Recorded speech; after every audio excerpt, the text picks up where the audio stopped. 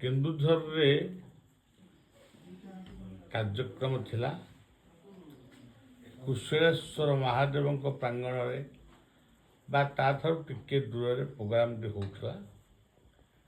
ହଜାର ହଜାର ଲୋକଙ୍କ ଭିତରେ ଆମେ ପ୍ରୋଗ୍ରାମଟି ଶେଷ କରି ଆଜି ମା ତାରିଣୀଙ୍କ ପୀଠରେ ରହିଛୁ। ଏଠି ଗୋଟିଏ ସନ୍ଧ୍ୟା ମଧ୍ୟ କାର୍ଯ୍ୟକ୍ରମ ହେବ।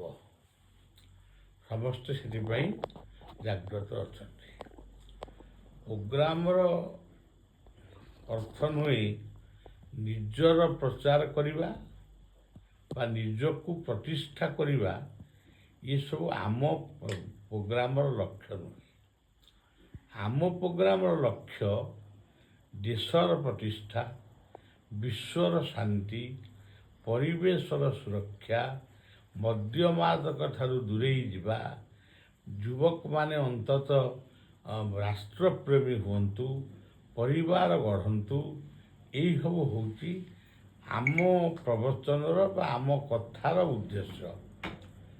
ଆମେ ପୁରାଣ କଥା କହିପାରୁ, ଆମେ ଗୀତା, ଭାଗବତ, ରାମାୟଣ ଏ ସମସ୍ତ କଥା କହୁଥିବା ବେଳେ ଉପାଖ୍ୟାନ ମାଧ୍ୟମରେ ଆଜିର ଜୀବନ, ଆଜିର ସାମାଜିକ ସ୍ଥିତି ଏବଂ ଏହାର କାରଣ ଓ ନିରାକରଣ ସମ୍ପର୍କରେ ପ୍ରାୟତଃ ଆମେ କହୁ।